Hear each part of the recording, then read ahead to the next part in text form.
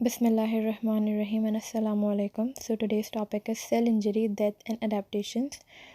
But before moving to understand these three terminologies, we first need to understand what pathology is. Pathology है क्या? It is basically understanding the cause of disease. कि disease के होने की वजह क्या है, उसका cause क्या है, उसकी etiology क्या है. First चीज़. और इस डिज़ीज़ के होने की वजह से जो चेंजेस आ रहे हैं and the changes in cells, tissues and organs.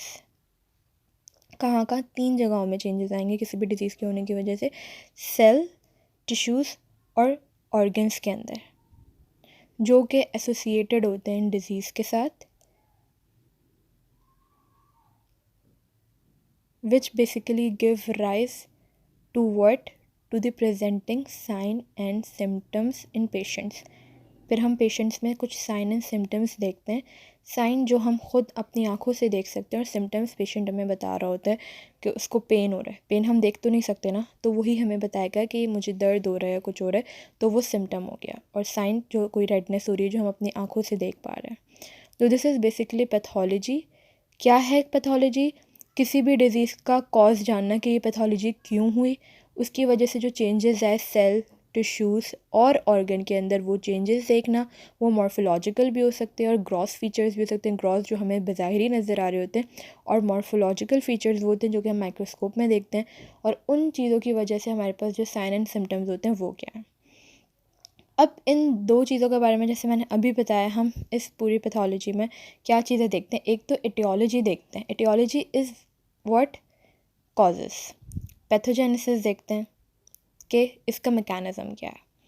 तो एटियोलॉजी हमारे पास अभी मैंने बताया ये क्या है, वाई अ डिज़ीज़ अराइजेस, कि ये डिज़ीज़ जो है वो क्यों हुई, इसकी मतलब अंडरलाइंग कॉज क्या था. तो कॉज हमेशा, हम जो भी डिज़ीज़, जो भी चीज़ पढ़ेंगे, उसका कॉज हमें लाजमी पता होना चाहिए. जैसे कि इसके एग्ज़ाम्पल में हाइपरटेंशन एंड डायबिटीज़ होते हैं, या फिर कैंसर ले लें. These all are basically the combination of inherited genetic susceptibility. ये एक जेनेटिक किसी डिज़ीज़ के होने की वजह से ही मतलब ये सारी चीज़ें आ रहे हैं ना. जैसे कि अगर किसी के ग्रैंड पेरेंट्स में कोई डायबिटीज़ या हाइपरटेंशन वाली कोई डिज़ीज़ है, तो वो क्या होगा, वो आगे आने वाली उनकी जनरेशन में भी आएगी, उनके बच्चों में भी आएगी. तो ये चीज़ एक जेनेटिक है. हमें पता है कि इसका ये कॉज है. तो कॉज कोई भी हो सकता है, वेदर इट्स जेनेटिक. तो बेसिकली कॉज का, एटियोलॉजी का हमने बहुत ज़्यादा ख्याल रखना है कि हमें हर चीज़ का कॉज पता हो.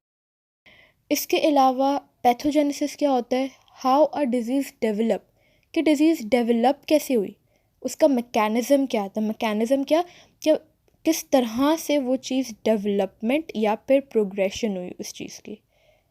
Mechanism of development and progression of a disease, जिसकी वजह से सेलुलर, मॉलिक्यूलर, हर तरह के चेंजेस आते हैं. तो इसमें हम देखते हैं कि क्या स्पेसिफिक फंक्शनल स्ट्रक्चरल एबनॉर्मेलिटीज़ हमें देखने के लिए मिल रही हैं. तो ये हमारे पास मैकेनिज़्म हो गया. नेक्स्ट हम जाते हैं इन 3 टर्मिनोलॉजीज़ जो कि हमारे इस चैप्टर का नाम है, cell injury, cell death and adaptations, के ये 3 चीज़ें क्या चीज़ हैं. हमें पता है नॉर्मल सेल का काम होता है होम्योस्टेसिस को मेंटेन रखना. What is homeostasis? The regulation of chemical and physical parameters in the internal environment. अगर मैं बोलूँ एक नॉर्मल सेल है, बट उस पर कंटिन्यूसली स्ट्रेस पड़ता जा रहा है, तो एक वक्त ऐसा आएगा कि वो जो सेल है वो अडेप्ट कर लेगा उस स्ट्रेस को.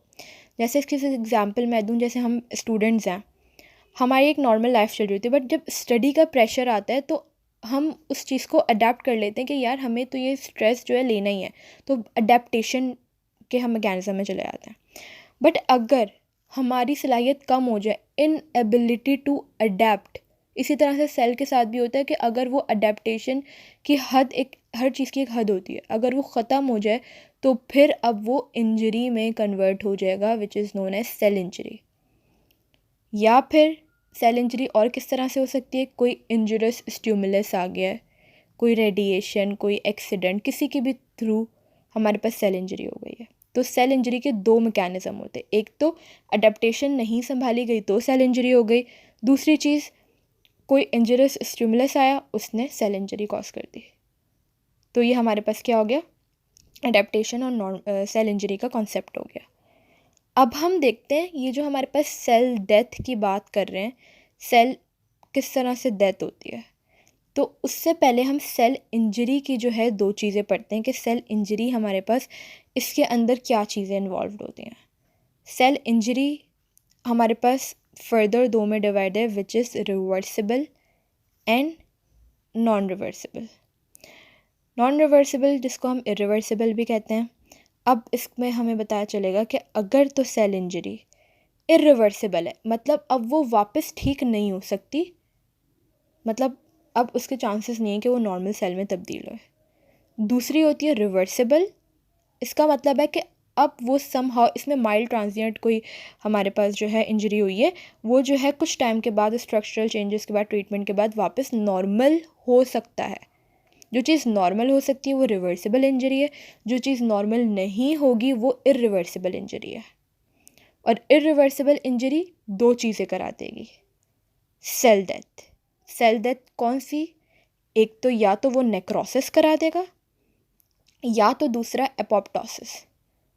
सेल डेथ की दो टाइप्स होती हैं, नेक्रोसिस एंड एपोप्टोसिस।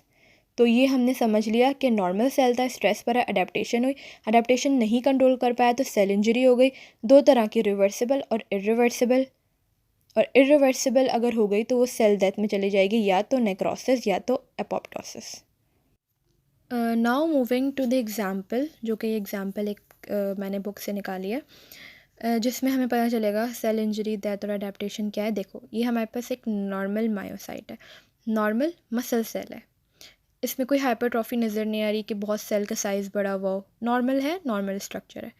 बट अगर इस पर कंटिन्यूसली स्ट्रेस होता रहे, कोई बहुत ज़्यादा एक्सेसिव या फिर एक्सर्शनल वर्क की वजह से, तो क्या होगा, एक टाइम पर ये अडेप्ट कर लेगा और हाइपरट्रॉफी हो जाएगी, मतलब इसका साइज़ बढ़ जाएगा। अब ये अडेप्ट कर रहा है जितनी इसकी हिम्मत है। तो ये है अडेप्टेड मायोसाइट। बट अगर ये अडेप्ट नहीं कर पा रहा तो it will lead to the cell injury. इसी तरह से दूसरा सेल इंजरी, जैसे कि यहाँ पे दूसरा नॉर्मल मायोसाइट है, इसकी कोई इंजरी हो गई किसी भी रीज़न की वजह से। अभी हम इसके आगे डिटेल में कॉजेज़ पढ़ेंगे कि सेल इंजरी के क्या क्या कॉजेज़ होते हैं। तो देखो, सेल इंजरी वाली चीज़ें हमें नज़र आ रहे हैं यहाँ पर कि हमारे पास इन्फ्लेमेशन होना शुरू हो जाएगी, बट दिस इज़ रिवर्सिबल। इसका स्ट्रक्चरल वही है, बट कुछ जो है हमारे पास मॉर्फोलॉजिकल चेंजेस नज़र आए। बट क्या हो सकता है, ये वापस नॉर्मल मायोसाइट में कन्वर्ट हो सकता है, क्योंकि ये रिवर्सिबल इंजरी है। It can go back to its normal shape और पोजिशन। बट सेल डेथ अगर हो जाए, मतलब नेक्रोसिस हो जाए या एपोप्टोसिस हो जाए, तो ये ख़त्म हो जाएगा। This is irreversible. ये कभी भी वापस नॉर्मल अब नहीं हो सकता, अब इसका दी एंड है। तो ये एक कॉन्सेप्ट है, एग्जाम्पल के थ्रू मैंने समझाया, तो इसको इस एग्जाम्पल के थ्रू प्रिपेयर कर लें। अब नेक्स्ट हम मूव करते हैं हमारे कॉजेज़, जो कि मेन मोस्ट इम्पॉर्टेंट हैं वाइवा पॉइंट ऑफ व्यू से भी, और वैसे भी हमें पता होने चाहिए बीसीक्यूज़ पॉइंट ऑफ व्यू से भी। और अगर ऐसे क्यों में पूछ लें कि सेल इंजरी होती है, इसके कॉजेज़ क्या हैं। अभी मैंने बोला कॉजेज़ पता होने चाहिए, तो इसके बेसिकली कॉजेज़ क्या हैं। तो इसके बहुत ज़्यादा मल्टीपल कॉजेज़ होते हैं, जो एक एक करके हम डिस्कस करेंगे। फर्स्ट हमारे पास है हाइपोक्सिया या फिर इस्कीमिया। फर्स्ट हो गया हाइपोक्सिया, इस्कीमिया, इन दोनों का कॉन्सेप्ट समझना बहुत ज़रूरी है। अब मैं इसका नेक्स्ट में बताऊँगी। इसके अलावा कोई टॉक्सिन्स, कोई बॉडी के अंदर कोई टॉक्सिन्स आ गए, या फिर कोई इन्फेक्शियस एजेंट हमारी बॉडी में एंटर कर गया किसी भी थ्रू, किसी भी रूट से, कि कोई हमने ऐसी चीज़ खाना खा लिया या कोई भी चीज़ से कांटेक्ट हो गया जिसकी वजह से कोई इन्फेक्शियस एजेंट हमारी बॉडी में चला गया है, या फिर कोई इम्यूनोलॉजिक रिएक्शन हमारी बॉडी में हो गया है, जैसे कि ऑटो इम्यून रिएक्शन होते हैं, हमारी बॉडी ख़ुद के ही अगेंस्ट जो है इम्यूनिटी के, अपनी इम्यूनिटी के अगेंस्ट हो जाती है बॉडी। इसके अलावा कोई जेनेटिक एबनॉर्मेलिटी हम फेस कर रहे हैं, या फिर मतलब कॉन्जेनाइटल जो होती हैं बाय बर्थ, उसकी वो भी वजह होती है सेल इंजरी की कॉज की। या फिर हमारे पास कोई न्यूट्रिशनल इम्बैलेंस हो गया है, जैसे कि हमारी जो बॉडी की रिक्वायरमेंट है उसके हिसाब से हमें डेली न्यूट्रिशन, मतलब हमें न्यूट्रिशन नहीं मिल रही है। इसके अलावा हमारे पास होता है कोई फ़िज़िकल एजेंट आ गया है, जैसे कि कोई रेडिएशन, कोई ट्रॉमा, कोई इलनेस, मतलब कोई भी इस तरह से जो फ़िज़िकली हमें हमारी बॉडी को इम्पेक्ट किया है जो किसी चीज़ ने। या फिर लास्ट चीज़ एजिंग। तो अब एक एक करके इन सारी चीज़ों का कॉन्सेप्ट हम समझते हैं। सबसे पहले हम देखते हैं कि ये हाइपोक्सिया और इस्कीमिया क्या है। Hypoxia is basically a term जिसमें ऑक्सी आ जाए ना word, that means it's for oxygen. और हाइपर होता तो कोई चीज़ का बढ़ना, ज़्यादा इंक्रीज होना, बट हाइपो है तो oxygen deficiency. Hypoxia is basically oxygen deficiency की वजह से सेल इंजरी बहुत होती है। ऑक्सीजन नहीं मिल रही हमारी बॉडी को, मतलब हमारे बॉडी सेल्स को, ब्लड सेल्स को, ओके सॉरी। इस्कीमिया हमारे पास क्या होता है, हमारी ब्लड सप्लाई जो है वो रिड्यूस हो गई है। तो इस्कीमिया और इन्फार्क्ट में कभी भी कंफ्यूज नहीं होना।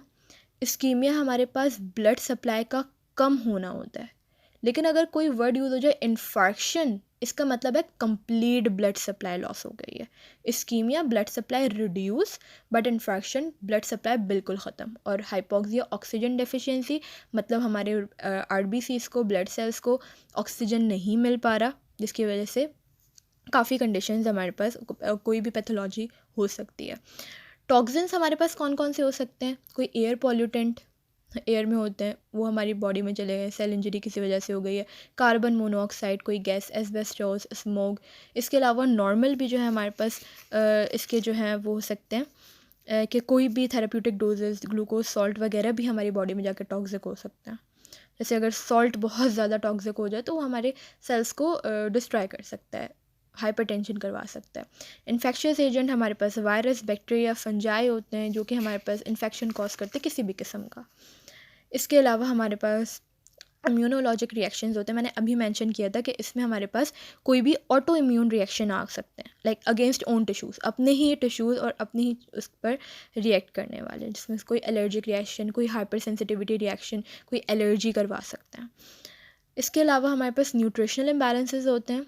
ये हमारे पास क्या होता है, जिसमें कोई प्रोटीन कैलोरी इनसफिशिएंसी हो गई है, इनकी डेफिशिएंसी हो गई है, या फिर कोई विटामिन डेफिशिएंसी हो गई है, या फिर इतनी ज़्यादा डाइट ले रही है कि ओबेसिटी हो गई है, फैट एक्यूमुलेट हो गया, टाइप 2 डायबिटीज़ हो गई है, एथेरोस्क्लेरोसिस हो गया है, एनोरेक्सिया नर्वोसा हो गया।